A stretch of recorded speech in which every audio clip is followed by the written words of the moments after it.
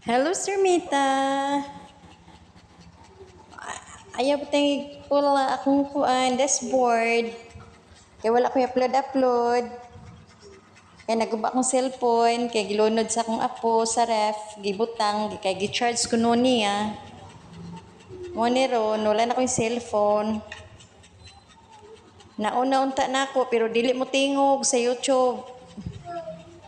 Di siya mo tingog sa YouTube. Nakuan siya na, sana, walay sounds. Pero yung guba sa akong cellphone.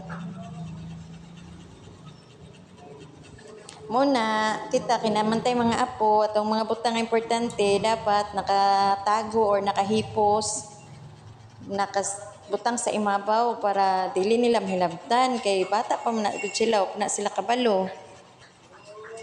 Na mo ni mga kadayon.